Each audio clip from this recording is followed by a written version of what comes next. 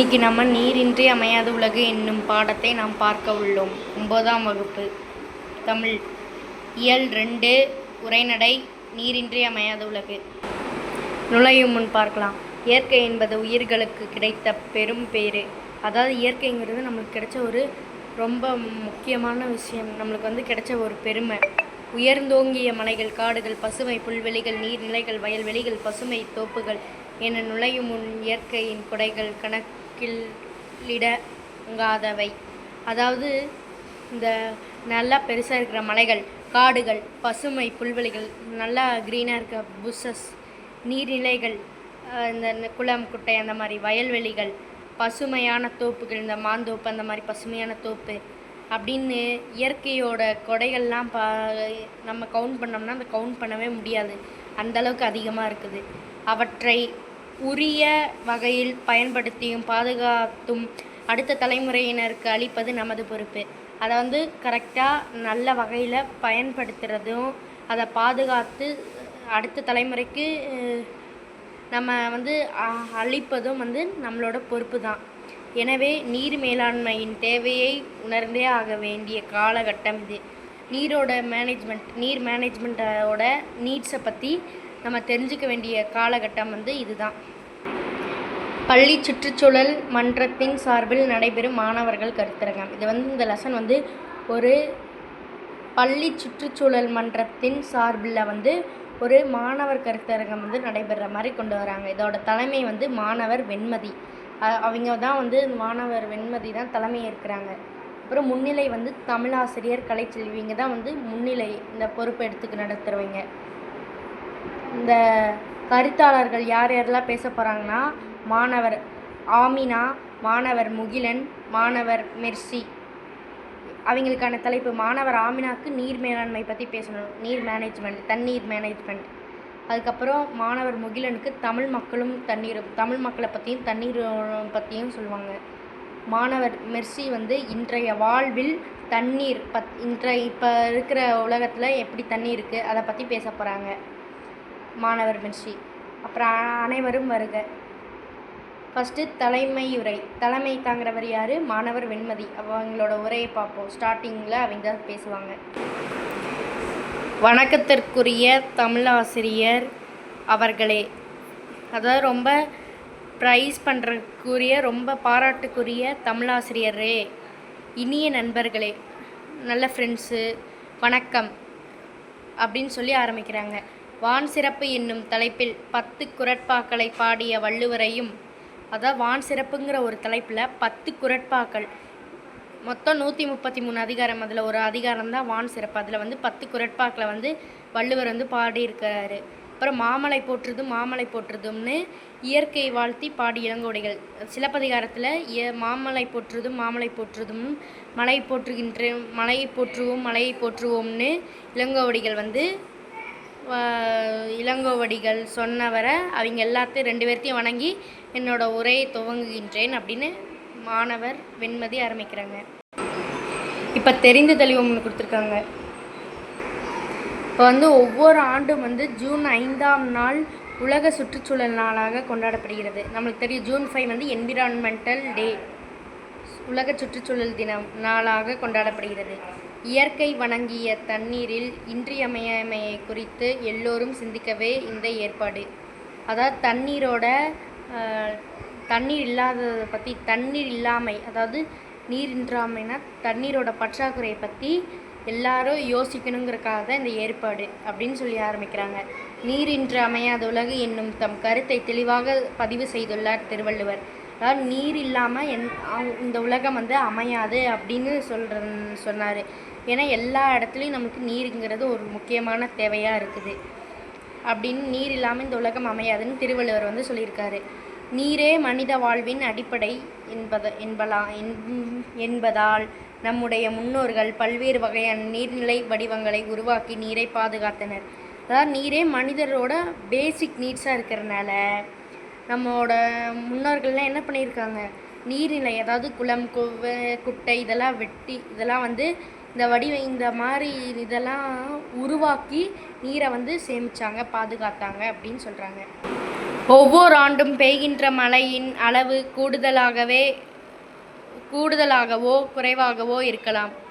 இப்போ ஒரு ஆண்டு ரொம்ப அதிகமாக பெய்யலாம் மழை, இன்னொரு ஆண்டு குறைவாக பெய்யலாம். ஆனால் மழை வழங்கிய நீரை இத்தகைய நீர்நிலைகளே பாதுகாத்து தருகின்றன. அதிகமாக இருக்கிற கம்மியாக இப்போ மழை வந்து கம்மியாக பெஞ்சதுன்னா அப்போ வந்து நமக்கு தண்ணி எது வந்து நம்மளுக்கு பாதுகாத்து தருது? நீர்நிலைகள் தான் பாதுகாத்து தருகிறது. மழையே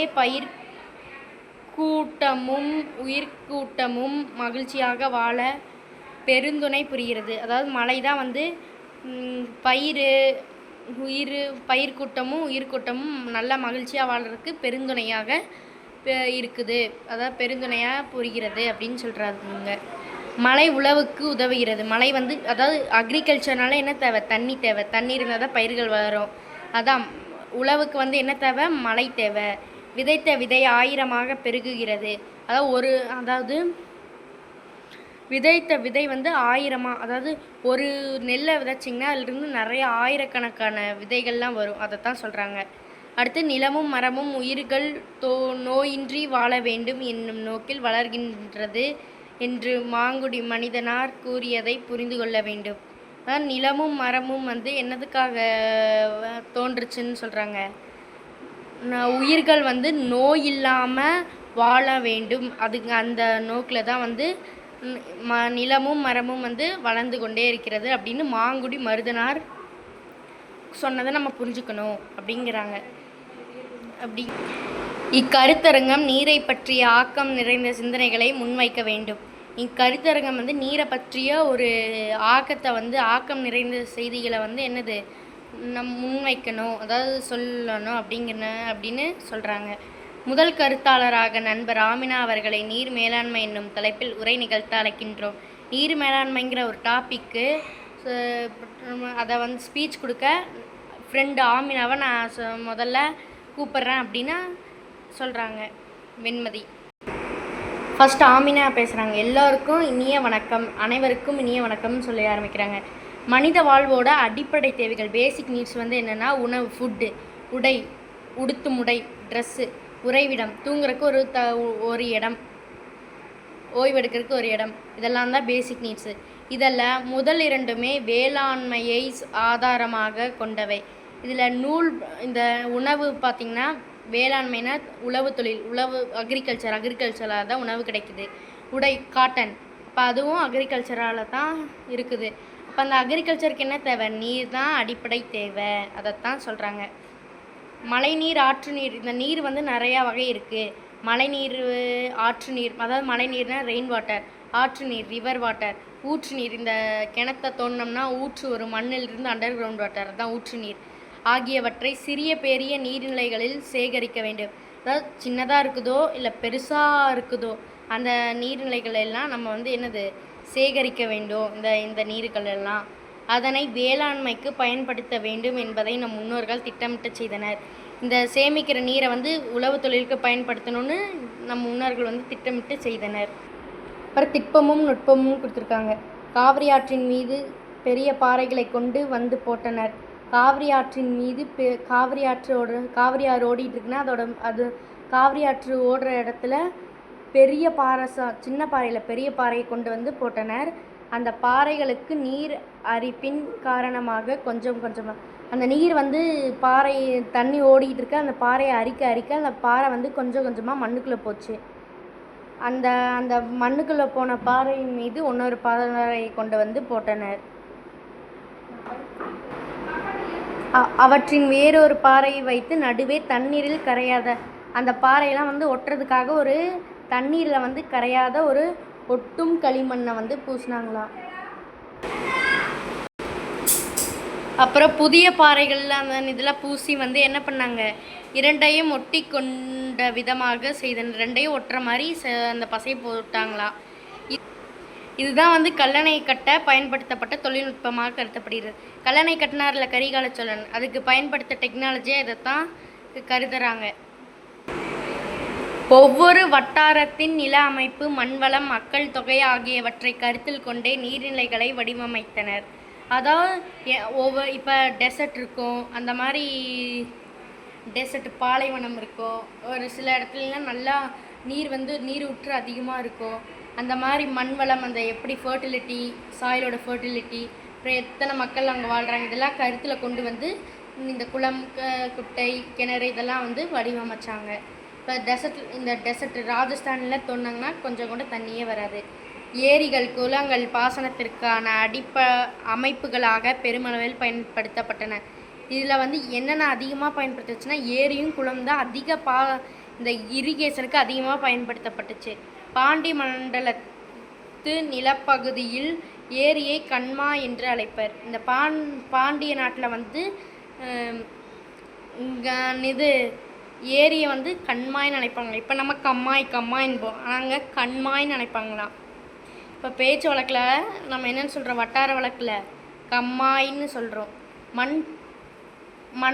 மணற்பாங்கான இடத்தில் தோண்டி சுடுமண் வளையமிட்ட கிணற்று உறைக்கிணறு என்று மக்கள் பருகு நீர் உள்ள நீர்நிலைக்கு ஊரும்னி என்று பெயர் சூட்டியுள்ளனர்.